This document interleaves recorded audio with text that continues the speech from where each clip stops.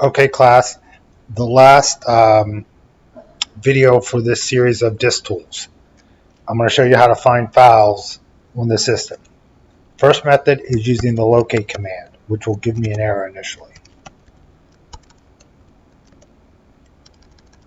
So I'm going to locate a file called password.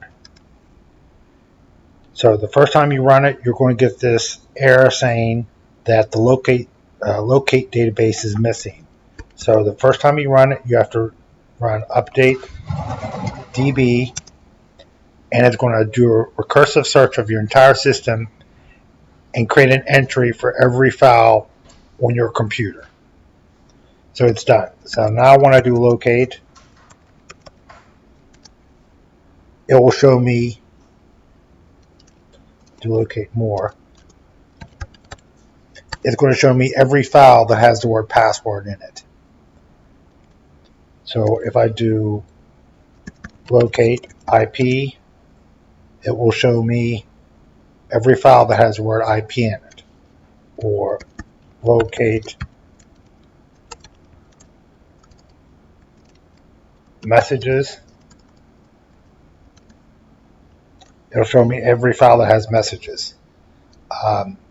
So it's less disk intensive than the next method I'm going to show you. We have another command. Oh, just one other thing I want to show you. Like if I do locate-I,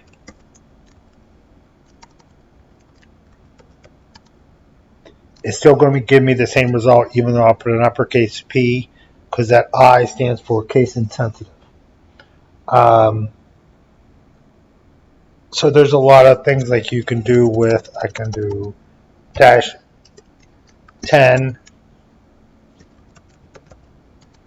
and only see 10 entries. So I can limit the number of entries that I see. If I wanted to, I could do locate password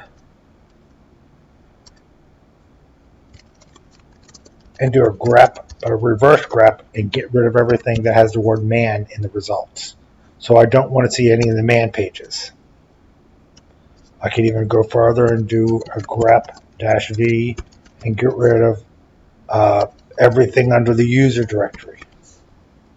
That V stands for reverse. Show me lines that don't have man. Show me lines that don't have user.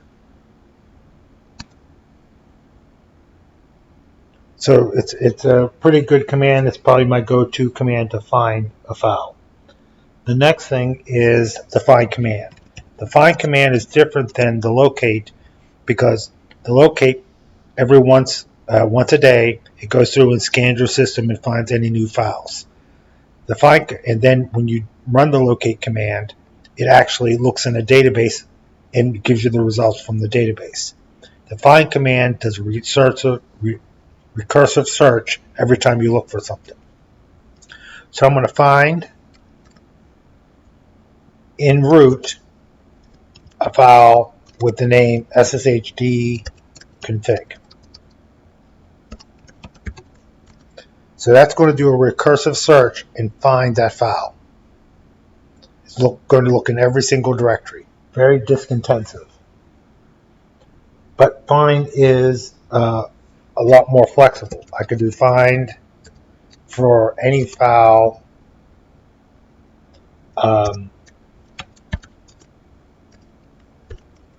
with an extension of desktop. I don't know if this is going to give me any results. It does. These are my desktop icons, or icons that you find right here. It would be equivalent to if I looked on a Windows box and looked on my start menu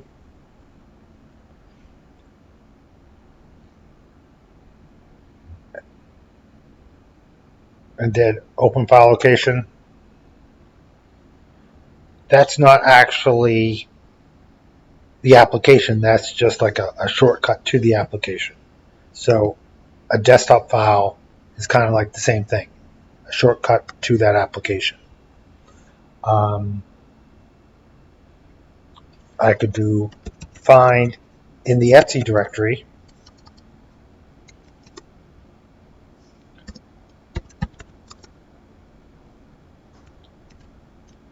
anything that begins with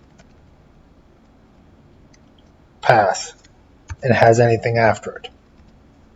So it's like a wildcard character. Anything with the pass in the middle. Let's see if this will work. Can I do anything that starts with pass and ends with anything? No. I might need to.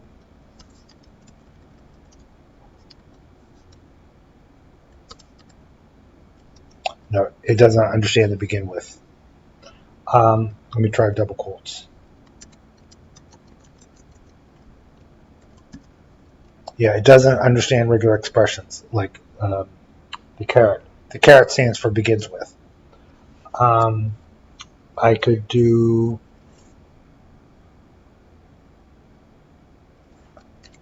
find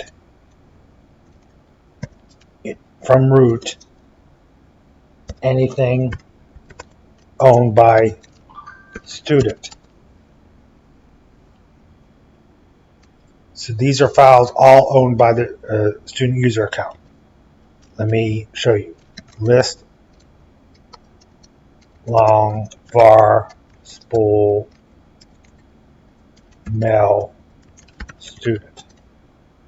So that file is actually owned by student. I could do find by group of anything where the group owner is Mel. So user is the user owner, group is the group owner.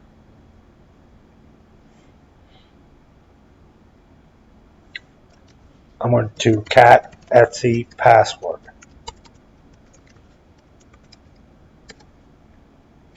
Right now, the student user account, the user ID for student is 1000. So I could do find from root, the UID is 1000.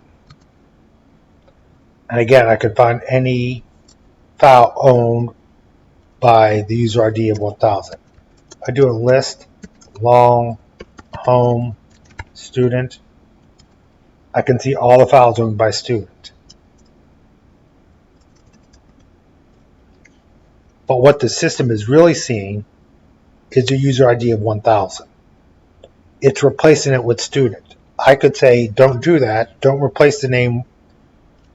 Just leave the user ID there. If I do -N, it shows me the user ID and the group ID, the primary group ID, the user owner and the group owner. So I could search by UID of 1000.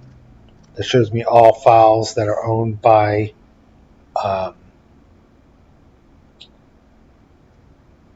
the student user account.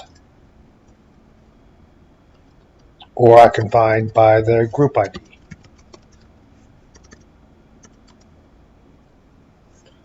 There's all files owned by the group called student, which is Etsy cat group.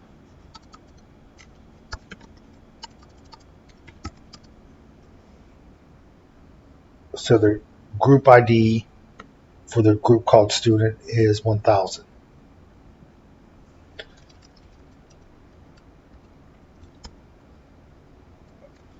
Let's do find in root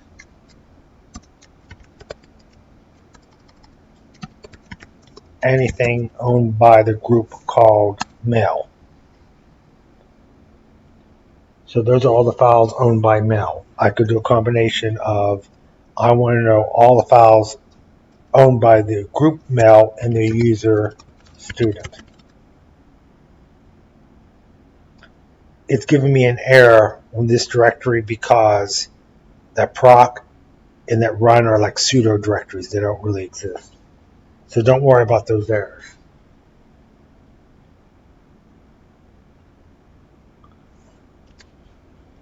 I can find, let me do this. Touch a new file. Change permission of 444 to new file. List long new file. So I created a new file and I just gave it read access for the user owner, the group owner, and everyone else. So I could search by permission. Find any file under the home directory. No, I'll do under the root directory that has a permission of 444. So you can search by permission.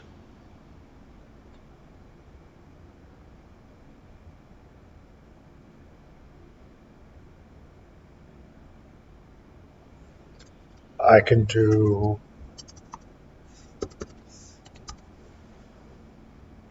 only read permission for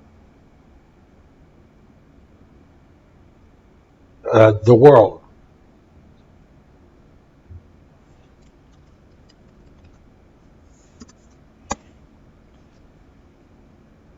If I put a dash in front, it's going to show me everything where the world has read permission, but the first two characters are kind of like wild cards. So it could be anything for the first two characters. I'm only looking for the 4, which is read permission for the world. So here I'm looking for any files that have read permission for the world. This comes in handy because then you want to see what files are exposed to anyone who signs in. I could do this. Show me any files that have at least 444. So that / means at least. So, if I do a list long root prep, that file right there, I look at the permissions, it is 755. So this would satisfy that search of at least 444. I could search by files that have a size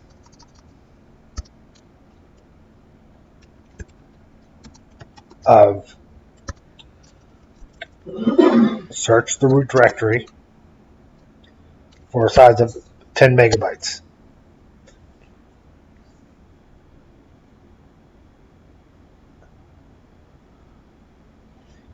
It showed me those files, and it rounds up. It doesn't round down. So I can look for files that are over 10 megabytes.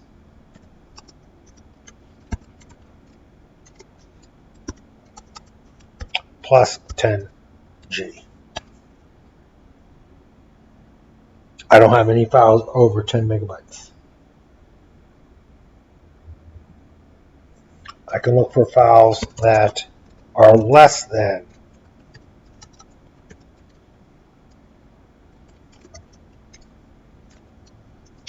let's say 1 meg. So these are files all less than 1 meg.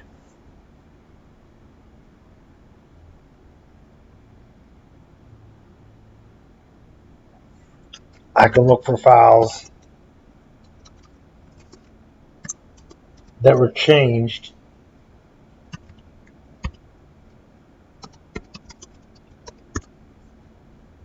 in the last 2 hours.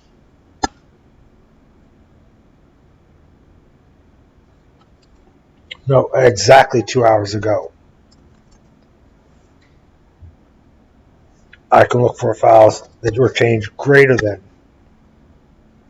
2 hours ago. I can look for files that changed less than 2 hours ago.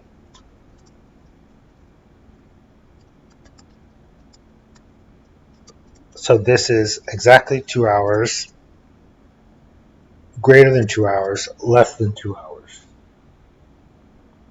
And it's by minutes. list long dev st dev vda1. Do you remember we talked about what that first character means? A block device. If it was a block, it would be like a parallel printer driver or disk drive. Um, we have different types of things. We have block devices. That could be a B for block device, a P for a pipe device, an L for a link, a dash for a regular file, a D for a directory. So you can search by those type of devices. So I want to do a list of anything under dev directory that is of type B for block, not list, sorry. I want to find in the dev directory any block devices. And that's all my block devices. I could find in my entire system any links. These are all my links. Let me explain what a link is again. Briefly, it's kind of like a shortcut. If I do a list, I have this new list long.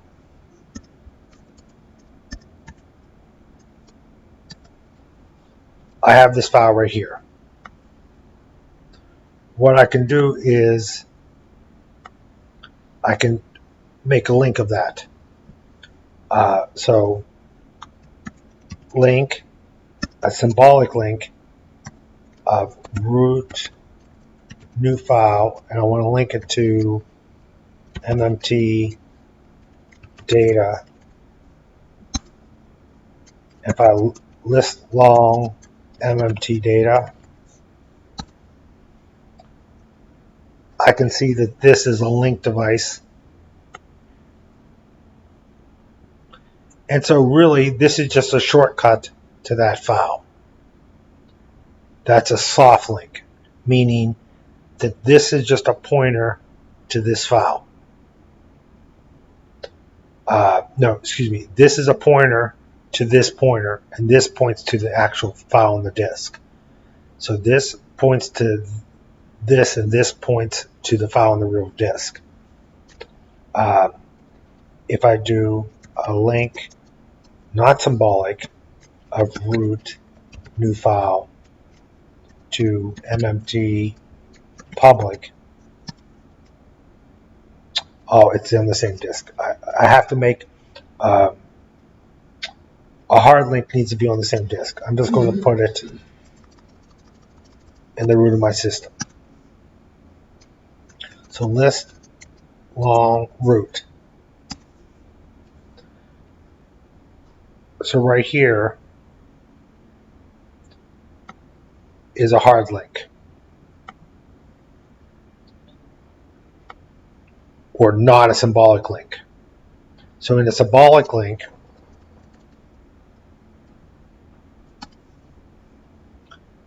this pointer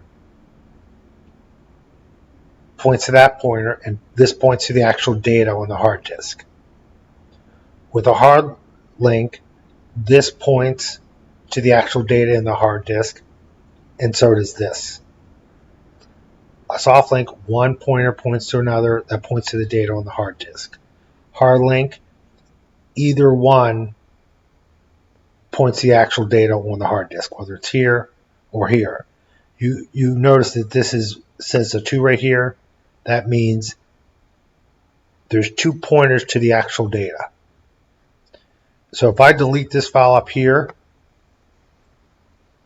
if I delete this right here, I can still access the file. Sorry, I hate this mouse, this touchpad. So if I delete this file, let's try it again. If I delete this file right here, I can still access the file because this still points to the data on the hard disk. But if I delete this, this won't work because this points to this. This points to the data, this points to the data, this points to here. So soft links only point to the location of the original file. Hard links points directly to the data itself. So I can do a find anywhere in my system type of link. So there's all my links.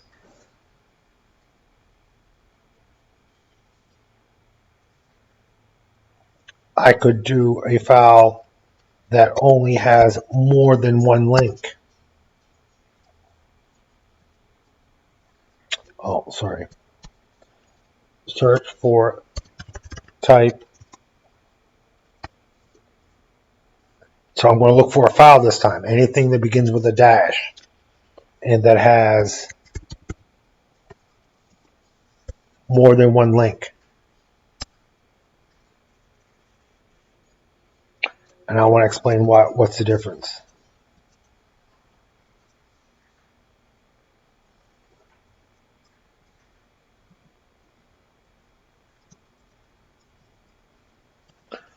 When I look at this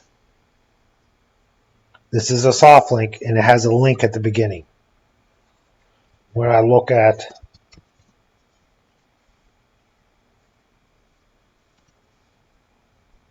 this right here, this isn't a link at all. This just points to the data, just like the original file. So the system doesn't see this as the original as a link at all. It just sees two pointers to the same piece of data. Well, this is a pointer to a pointer that points to the data. So in this particular case, if I search for all links like this, it's not going to show me this file because this file isn't really a link. It's just another pointer to the data. I don't want to get into the whole inode discussion. So that will show me all my links. But this is going to show me a file that have two hard links to it. So that shows me hard links, and soft links.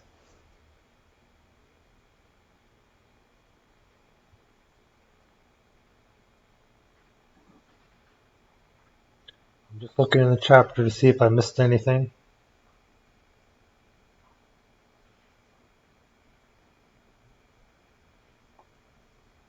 No, I didn't. Okay, so that's the end of chapter 15 in the first book, 6 and 7 on the second book. 6 is basic Linux partitions, and 7 is LVM partitions.